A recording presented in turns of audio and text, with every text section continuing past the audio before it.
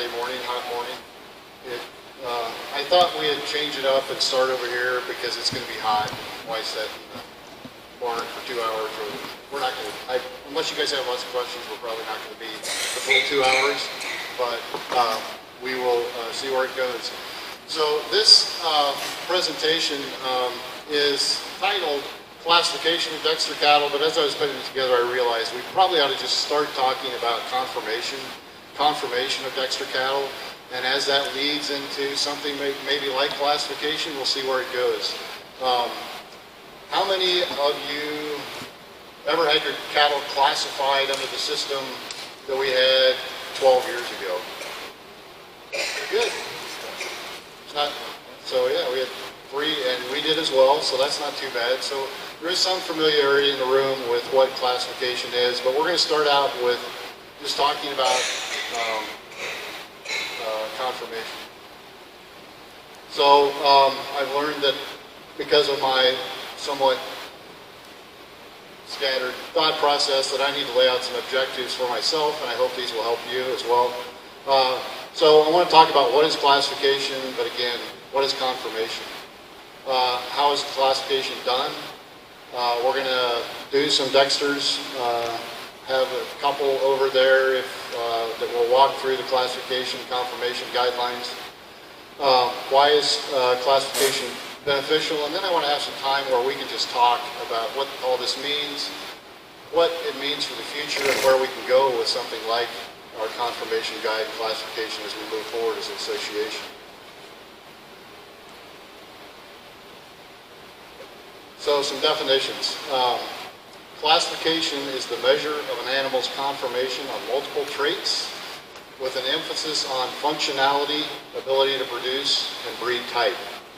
So I guess this sets a little bit apart from what some folks might say, well, we're looking for a show animal. This doesn't really take into account anything related to the animal other than how those traits that are identified in the breed guideline match up with what the association and the breed has identified as what a Dexter should look like. And what a Dexter look like is based upon traits that lead to the most functional cattle that we can produce. And then breed type. Is everyone familiar what breed type refers to? Anyone want to? So, you know, every breed has some traits that are kind of particular to it, and that's often what is referred to as breed type. So, you know, some of the things that are breed type of a Dexter are obviously it's smaller of stature. It's to look like, according to the confirmation guidelines, a dual-purpose animal, and that's kind of a breed type in some respects, but there's also some linear traits that indicate that as well. And then things like the shape, the dish shape of the face, the wide broad muzzle and wide eyelids set widely apart. Those are breed type points or traits.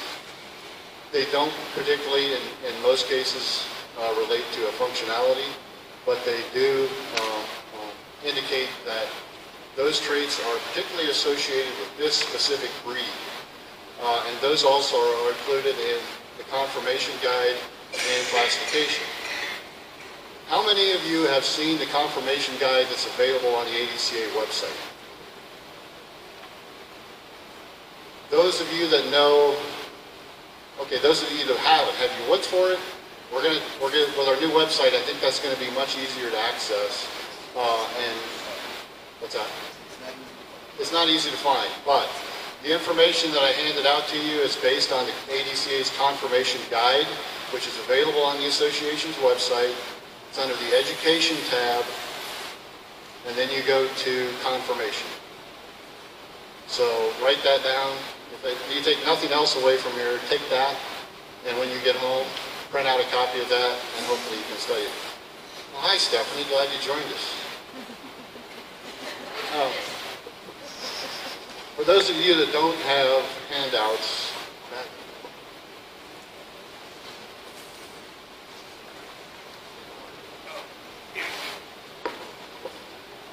Who needs one? All right.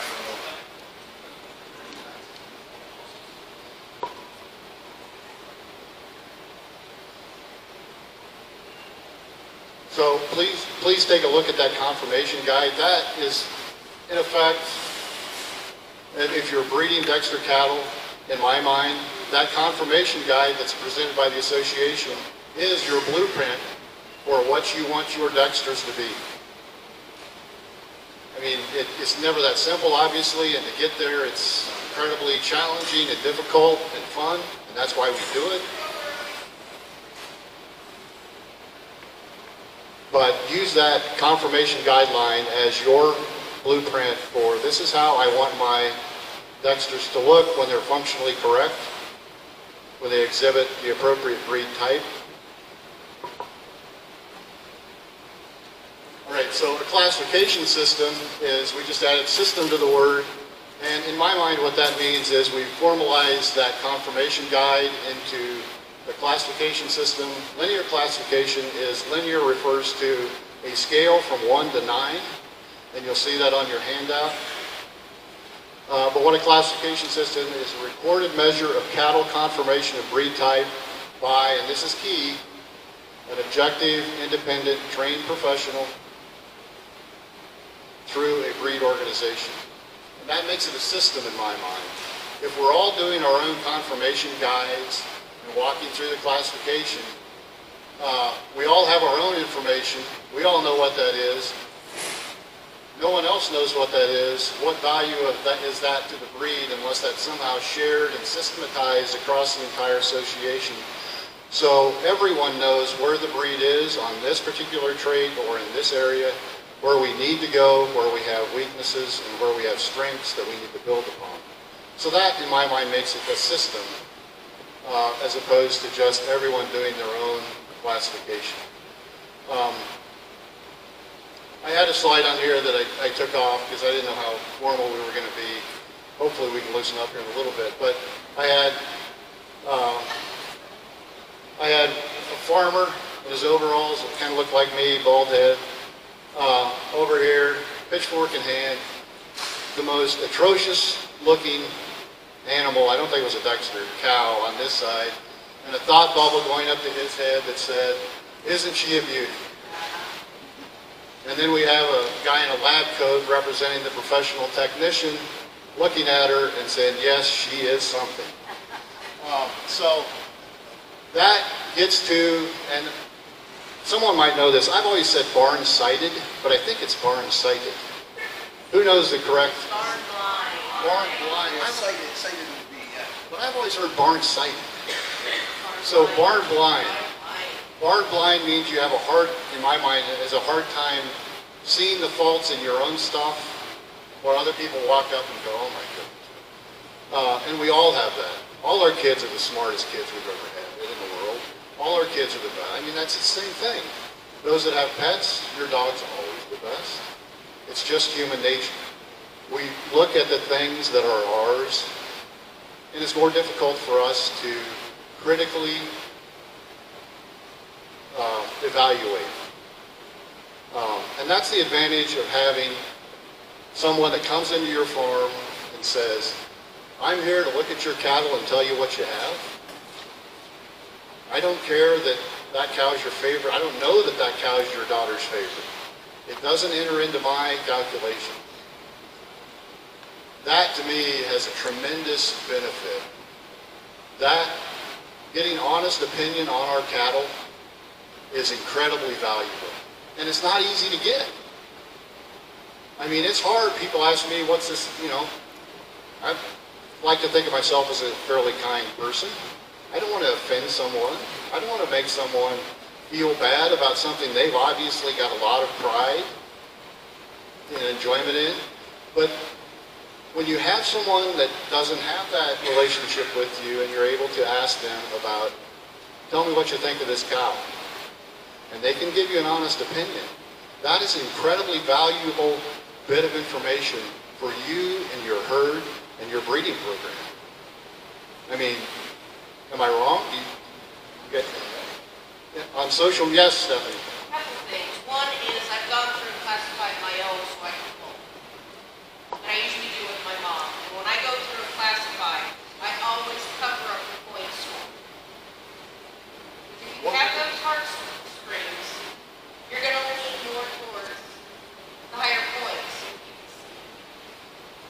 Yeah, so, Second thing is if I have people come out to buy something, they come out to pick it up, and they come out to look at them, if they want to spend some time with me, I'll hand them this. And as they go out in the herd and pick something about it, and then I say, be careful, because it's going to depend on what you pay when you leave here. But they, you know, it's people that don't know anything, really, about confirmations. And they just think it's so cool to go out and go through this to know what they're looking for. And they look at me and go, oh, I got it wrong. yeah, it is incredibly valuable to have that honest opinion. And as an association, as a breed, a personal opinion, I think we need more of that as a breed. We need to be able to thicken our skin a little bit more and say, this is this is that. All right, lots of more definitions here. This is exactly out of the ADCA, the American Dexter Cattle Association in 2007 did implement a linear classification system, thanks in large part to our own Patty Adams, who's here today. She led that committee. Pat, I think you were on it. I was on it. So there were several of us still around that helped with our initial classification system. But I'm not going to run through all that definition, but I think the key point is the first one there. Linear classification is an evaluation system used throughout the world and widely accepted as the most accurate method of functional type assessment for livestock. Now I know many of you, some of you were here for Matt Spangler's presentation yesterday afternoon. I wish this could have followed his presentation. He's a genetics guy from UNL. And he was talking about, as we're going through breeding our cattle, he had on one side the value of the information on an arrow going up, and he started out with basically phenotypic examination of your animal, which is classification. He started out with that, and then multiple different levels. You know, production testing was in there, and then at the very top was genetic mapping. So all that is information that can be used to help you breed better cattle and move your herd forward in the production goals you want. But as you go further up that to the genetic mapping, the costs increase greatly. So production testing, we've talked about it for a long time in the ADCA, but the practical reality of it is that many of us don't have the herd sizes or the systems in place, or even the ability or the desire to do all the measurement of production testing that's needed, particularly on the dairy side. We're doing better on the beef side. So that's in the middle, but then on the bottom, basically at where you start in that foundation of assessing where you're going with your cattle is phenotypic examination, classification. Look at the animal. What does it tell you in terms of its functional traits? So that's where we're at in large part with our breed. We still need to do that level of information as we're increasing our production information on the beef side in particular. And then we're doing some with genomics, but not quite as much, or nearly as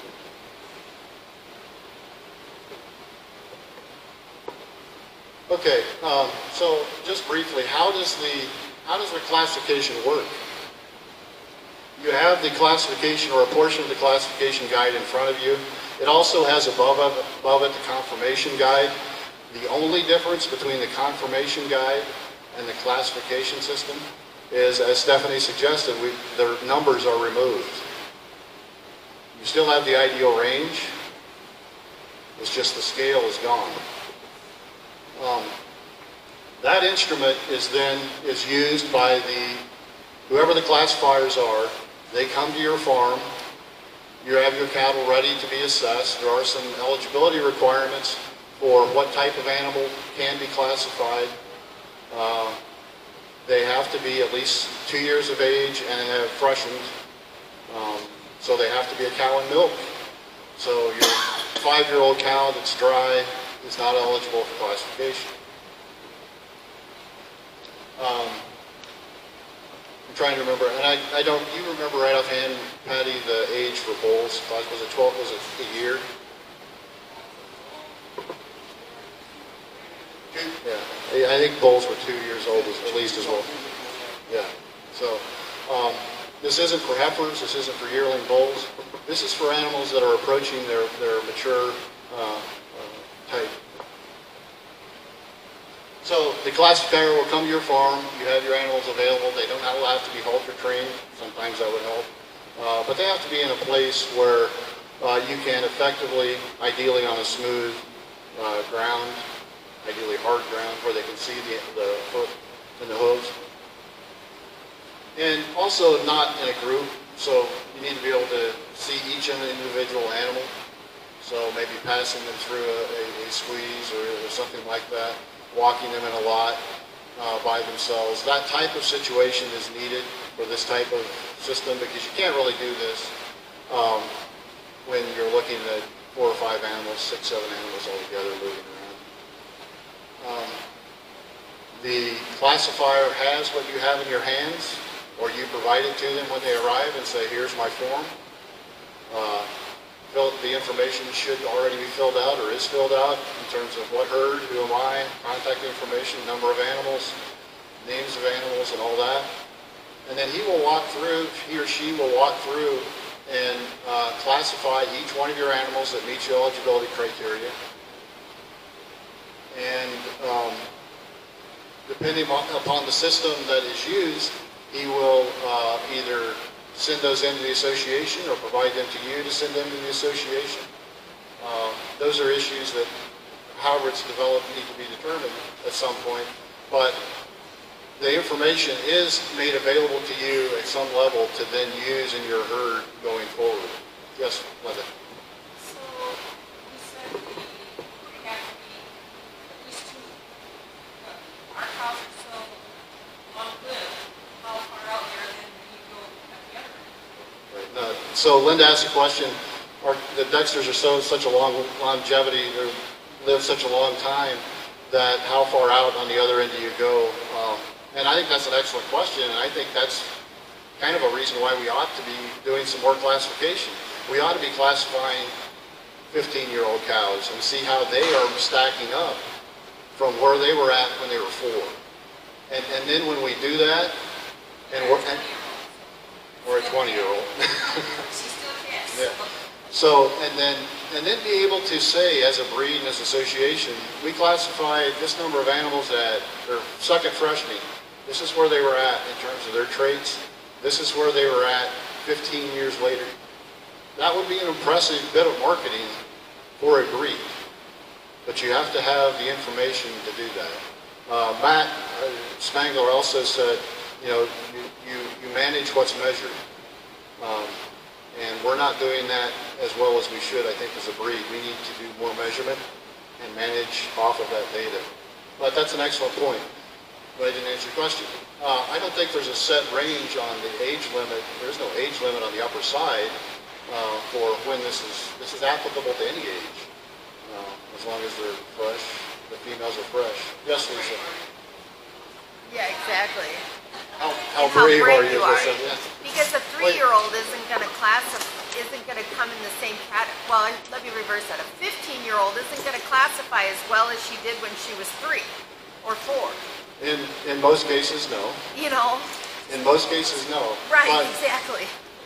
in most cases, no. But you'll know where the differences are Right. over that time, and those traits that don't change that much over that period of time, you know you've got something there. Yeah. And if you've got, 3 or 4 generations behind that cow that you're still wishy-washy on what I'm going to do with, that gives you a lot of information on what you're going to do with those. Set your baseline grade on your cougar. Say again, Ryan? So that would set your baseline, if you had that info, that would set your baseline to grade kind of on a curve the older the cow gets. Exactly. So Ryan was said that sets that. I'm getting it. Ryan says that sets the baseline for where you're at, and then you were saying that you would look at that cow over time and its progeny in comparison to that. So, Lisa, did you have a question? You would want to share? Yes.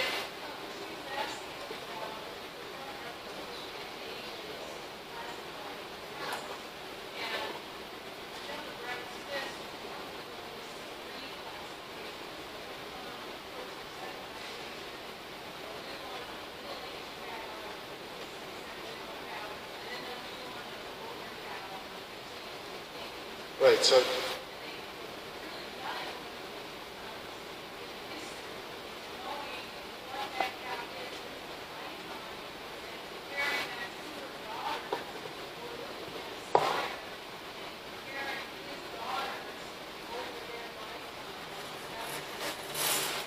right, so the question from Lisa was how often you do that, and Patty was relaying what some of another breed, the Brown Swiss, that do classification events over quite some time. They like to do it the first or second lactation, 3 or 4 years after that, and then as a more elderly cow later, and then to be able to look at that, the comparison of the linear traits in terms of production value, that as a dairy breed, the Brown Swiss are collected, and see how that works together. So those are issues, though, that individual herds and individual associations that do this can make their own minds up about. How often would a Dexter association choose or recommend that Dexters be classified? Those are things that need to be answered and thought about and worked through. Okay, getting more into the classification system itself. So this is based on what the ADCA put together in 2007. These percentages could change depending on what breed you're in. I know most dairy breeds, the female mammary system in some of them, I think maybe all of them, is 50% of the score. As a dual purpose breed, I don't think we want 50% of our, but we certainly want a good chunk of it. We are a dual purpose breed. So I think that reflects this. So the scoring, that linear score along the bottom, 1 to 9, those are added up in each of these areas. Form and substance, and we'll go through what's in that in a minute. That's 50% of all those points you see on the bottom there. The mobility, the movement, how functional they are in their walk and gait and moving around. The udder traits are 25%. And then for the bulls, the reproductive system traits are 25% of the score. And this is some of the things that are in each of those areas. So form and substance has a lot of stuff in it. I mean, it is key. It's 50% of what we're looking at in terms of this linear scoring system. But all these things need to be looked at as a confirmation through the confirmation guide lens. So stature. We are a small breed, and the breed does have guidelines. In Stephanie's discussion yesterday, we talked about the difference between guidelines and standards. The ADCA has guidelines for height. It's recommended. It's what we'd like to see. It doesn't mean they're not a Dexter, and it doesn't mean you can't register them, but it's a guideline. So that's our stature, chest width. And we'll go through each of these as we get out with an animal, and we can go through the form itself here in a bit. And why don't we just do that now? Does everyone have one?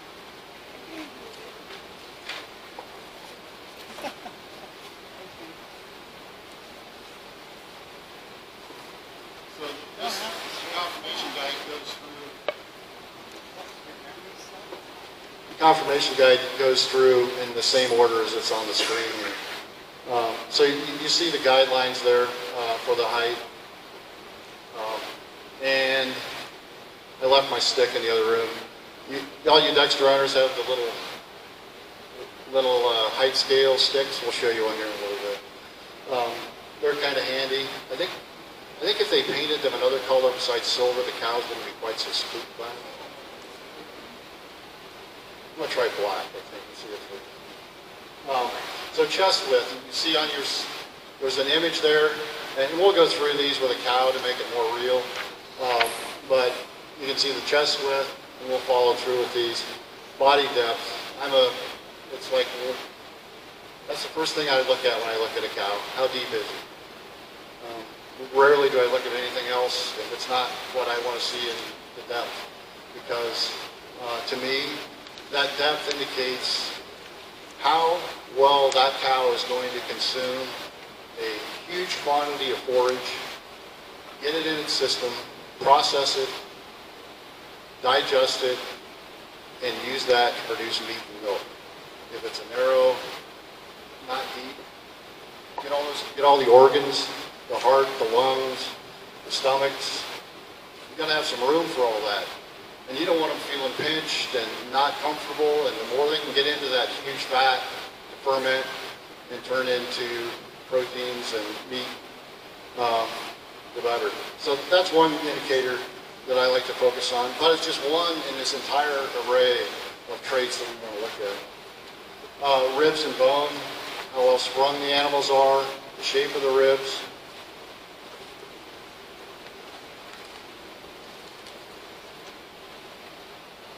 Muscling. Now I added the images in here to the confirmation guide that's on the ADCA's website because we didn't have those on there yet, and I'm not sure. And we didn't have them on the original classification system either for images. So those, and this entire document is my document. It's not approved by the ADCA, so don't. This is my document, copied from the confirmation guide on the website. So any changes in this are mine. So I found some images of a beef classification guide. I don't remember what breed it was, that I think are fairly similar, but these are not official and they never were. Just use them as guidelines.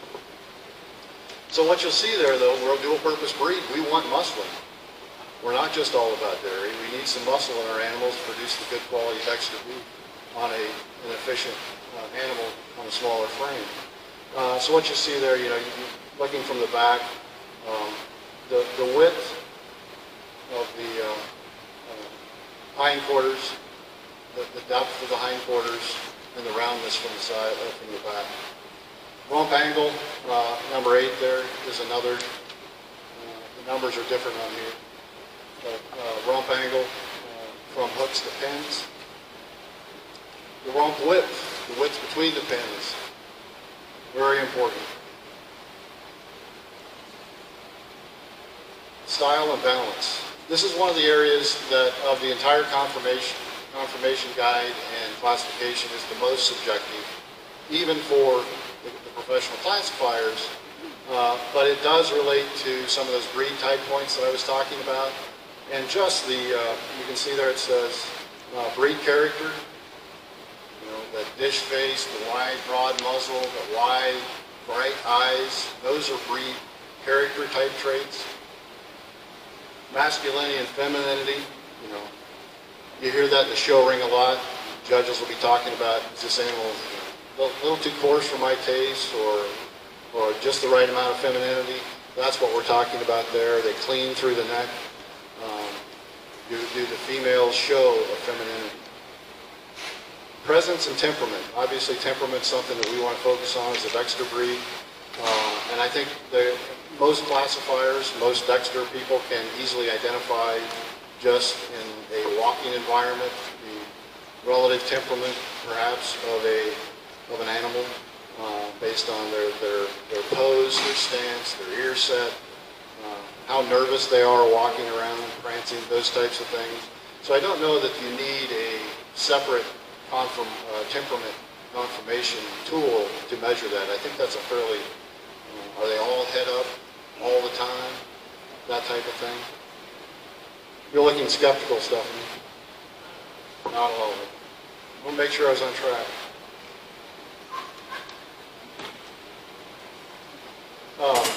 So that is one of the more subjective areas, but I think it's still able to be assessed well. Mobility, front legs. When viewed from the front, do they deviate? Are they toed out? Are they toed in? Are they set right? You'll notice on a lot of Dexters, toed out is the more common toe set in terms of not overall, but if they're leaning one way or the other, they're more often toed out. Foot angle. What's the depth of the heel, and how does that relate to the foot angle? That's another trait that's looked at. So those are, I'm sorry, I moved into mobility. So the foot angle and the front legs are in the mobility. That's 25% of the score. Rear legs, examined from the rears, including hock, pasterns, and hoof. So are they posty? Are they straight up and down on those legs? Or are they set way back under? being sickle home. The rear foot angle, again, what's the depth, the angle of the heel. Rear legs. I think this is another area if we're actually measuring, we see a lot of, we need some improvement in. I think we've got quite a few cowhawk Dexters out there. Movement and tracking. Examine how an animal tracks as it walks. You stand behind that animal and you're able to see is the front hoof tracking right in line with where he set its, the back hoof tracking right in line with where they set their front hoof. That's a good tracking animal. The better they track, the longer the longevity of the animal, the more they're going to be able to get around and eat forage. It's important for both bulls and females. And then the next set is the mammary system. So we have 4 outer attachment. Stephanie was given a good description of this yesterday in her talk on dual purpose traits. It's a long, smooth transition from that udder into the belly. You can see some images there of kind of a cut up udder. And based on the linear score, the breed wants those as smooth and tight in the front as we can possibly get them. Rear udder height, very good images there of what that's describing, and we'll show you some of that out in the ring. We want that udder to extend as high up to the vulva as possible. If you take a look at, if you're having trouble figuring out whether this is the case or not in some of your animals, not that I'm recommending or breeding for this, but go take a look at dairy animals. Their udder heights are incredible. I mean, just incredible. And if you ever want to know, okay, what am I shooting for? Not in terms of overall, but in terms of height of that udder, go take a look at some Dairy Breed Association websites. It's just incredible how high those udders are. Rear udder cleft, Stephanie also talked about this. We want to see that medial V. We want to see some partition between those udders, or between those quarters when we look from behind. We don't want to see just a flat, as you see on the left there, just a flat, no distinction whatsoever between the quarters. That's that medial ligament that's holding the udder up in the back. That's why that's important. The stronger that is in their second and third line lactation, the better they're also going to be in their 15th and 16th lactation. Yes? On the rear udder cup, it's showing the teeth pointing in. Yeah. I noticed that too. Yeah, that might just be that's not what we're focused on in that image, I think. Well, you want them pointing in some, and that's part of that. But that might be a little bit extreme. Do you see that, Stephanie? I think it's a little extreme. Another thing, Jim, see, when you look at your heifers, you're looking at the rear to see how far up that bag is going to come or how far that's going to fill out. If you look at your heifers, you should see pleats. You're going to see XX skin back there. Right, so Stephanie is saying even on heifers you can tell to some extent how high that rear udder is going to be by looking at the pleats of the skin. If that's way up underneath and you don't see any pleats and it's just smooth under the vulva, it's never going to be high. You need those skin pleats all the way up, and that's going to give you an indication of how high that udder is going to be when she's fresh. But thank you, Bebe. I think it's just a defect in that image. That's a little extreme in terms of their teeth placement. Teeth length. I think this is another area among some that, did I miss one? Teeth placement. Yeah, I did miss that. Number 4. Udder depth. Udder depth, I'm sorry. Yeah, so we don't want our udders hanging below the hock. I mean, that's just, that was described yesterday, that's just asking for all sorts of injuries. And it's really hard to hand milk, which a lot of the milk do. It's just not good. And it indicates a breakdown in some of the attachments that's holding that udder up. Teeth placement, we want them, as you see from the ideal range there, in the shaded area, we want them just ever so slightly, if any, pointed out. But ideally, straight down would be good. Teat length, I think we have some real work to do in this area. So you can see there, we don't want extremely small teats. We are a homestead breed, so that's, not a lot of people are going to be having machines. And Stephanie's demonstrating short teat milking. Two-finger milking. It's like that, who's milking cats in a movie? So yeah, we want them, we want the teats where they're, and we don't want them too long either. Again, because of injury, even on a high udder, you're going to have more susceptibility to injury if they're really long teats. We want them a good medium size and just right for most people to hand. A few fingers, not one or two.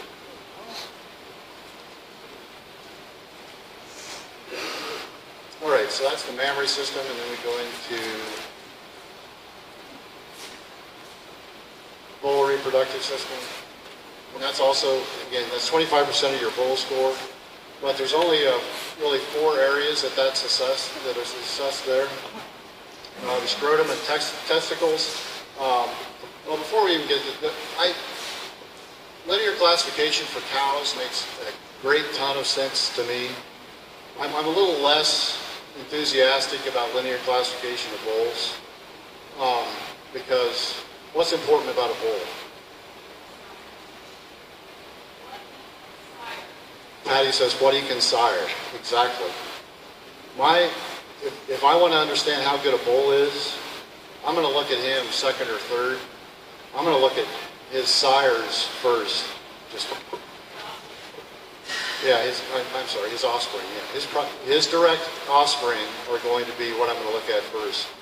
And so to assess a bull, I think the best thing to do is to get a collection of his daughters together and see where they're at on these traits, or a collection of his I suppose you could do his sons. So I think there's value in it, but I think the real value in classification of bulls is through their daughters.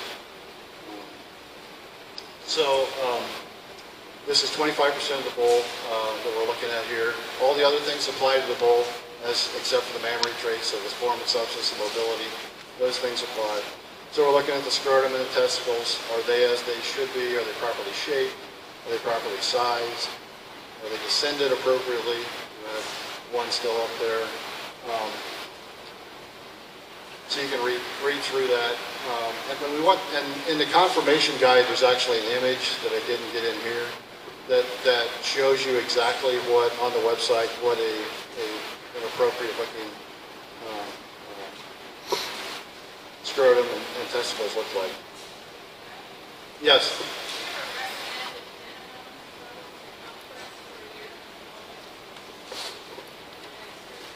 Not that I'm aware of.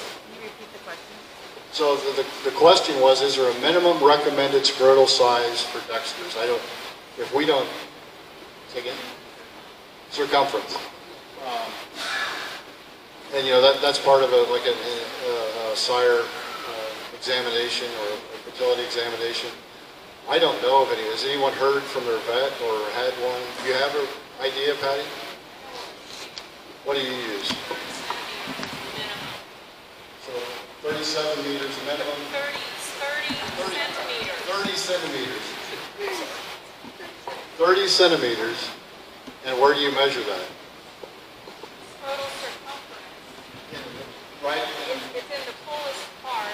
Right. That measures it with a scrotal tape.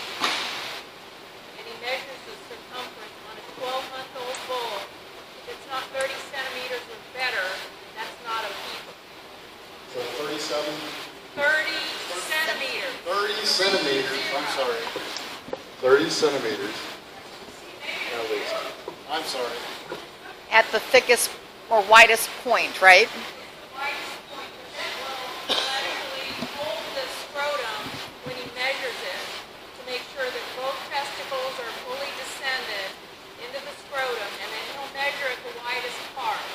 At 12 months of age. At 12 months is the minimum age. And that's really when they should get their first BSE. 30 centimeters. That's So, what we use. right, so that was not included in the classification system developed in 2007. That's not in the confirmation guide now. That maybe that's something that could be added. And that's based on, I'm assuming, some data and research that indicates at 12 months of age for what your vet recommended. Has a minimum scrotal that's desired for that breed. Right. We don't count. But how did your vet determine 30 was the right? Scaling it down, I think for Angus, the minimum is 34 centimeters at 12 months. I mean, I've got a table that shows different breeds with different minimum scrotal circumference. Most of ours are bigger than that. I would think you would want to do semen tests though before you start. Oh, for sure. Yeah. Much more That's the only way you're gonna know what circumference. Will be the semen testing in your fetal circumference. So as we move forward and perhaps develop a further a confirmation guide or classification system, that's something we'd want to look at. Do we want to identify what's the appropriate circumference of the scrotum? All right, the other areas on the lower reproductive system or the sheath should be moderately sized, held near the body, but not overly tight or restrictive. And we want that in the middle. We don't want it too restrictive, but we don't want it loose either. The penis, the bull should retract completely into the sheath while at rest, and inadequately extracted penis is subject to injury and infection. So, as you see on the linear scale, we don't want that at all. So it should be completely retracted.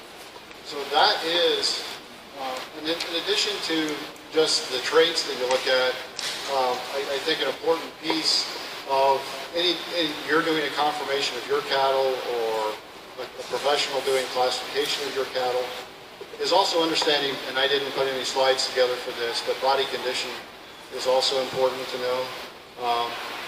And I heard someone say the other day, you know, the mark of a true cattle eye can see functional traits in an animal that is not properly is has not the appropriate body condition. So and then seeing through one that is over conditioned, what is really there. So that these types of traits, looking at these types of traits, particularly as you develop your eye, and we use professionals to do this, they were able to do that much better than a lot of folks that are just looking at cattle for the first time. Being able to see what's really under an over-conditioned animal or an animal that needs a little condition, what's really there, and where would it be if it was properly conditioned. So I think that's all I had. That's an actual score sheet that was used. Here's some examples that we already went through. Oh, I started that. Okay. So, why is it, we talked some about this already. Why is it beneficial? It identifies strengths and weaknesses in a herd. Provides a clear description of each animal's strengths and weaknesses. So you get this score, you get this assessment on each animal. Allows the herds to benchmark animals within the breed. So I know when we're looking at some of the genetic testing and mapping stuff, Identity, who provides like the beef profiles, they have a benchmarking tool, and we were going to have Mark, I think, that was going to be one of our presenters yesterday, but he wasn't able to make it, and I haven't heard. But he has a software that can actually benchmark. Do you use it, Patty? Okay. So. DeepSeek will do a report. They'll rank your animals according to score. You can even give them the criteria you want to focus on. So you could, under a classification system, you could benchmark your animals with all other animals that have been classified potentially. That would be a benefit. And it helps you inform your breeding decisions about where you need to improve where you're really strong at that you don't want to go backwards on. And we talked some about this as well. It adds value to herds over time and increases breed stock value. Being able to tell someone that this cow has produced, or this bull has produced 5, 6, 7, X number classified animals at whatever number, and where their strength and traits are, is valuable in my mind to marketing a bull. You're able to tell a breeder where you think, given the best information you have, this animal is going to do well and improve on things that they want improving on, and areas where it might not do as well. So that's very valuable to add. And this gets back to Linda's question a little bit, and also Ryan's. Identify and define progress and trends in herd improvement over time. Where were all my cows classifying 5 years ago? Where are they classifying now? That's powerful information. Assist the breed and the association identify trends over time. So just as you as a herd would use this information to see where we're going, it would be beneficial for the association and the breed to know where our breed is going based on everybody's herd, or anyone that classifies. And I talked about that starting off. It's just beneficial to have someone, an objective eye, come take a look at your animals and see what we're doing and see how they're doing. And we don't need to get into this, but you add up all those linear score points and animals are identified in one of these levels. That all can be worked out in the system, however that plays out.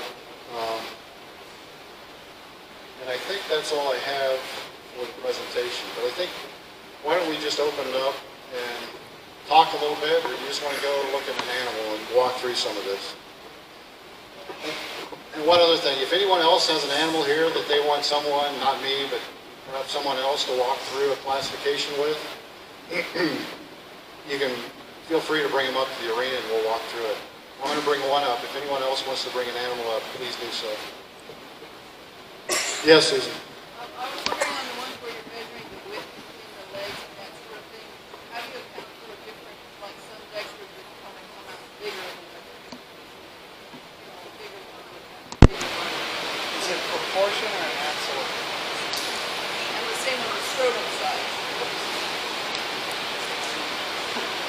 Hold out. So Susan was asking about basically if you have a shorter framed animal, is the width.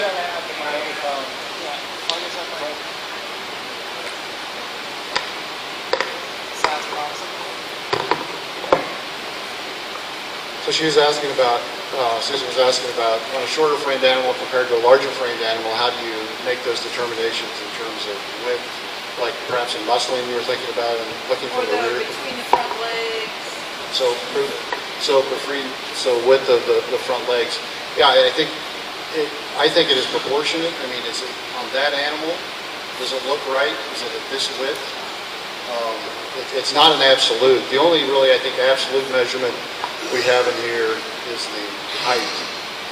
If we would add something like Patty was suggesting about scrotal circumference, that then would be an absolute measurement. But all the others are relative, but now I'm thinking about pin angle. That's a little bit, I think we could actually have a fairly good defined objective measurement of that. What is that angle exactly that we want? And then also to some degree on the hoof angle. But so what other discussion topics, questions? We want to go look at some cows. Let's go look at some cows.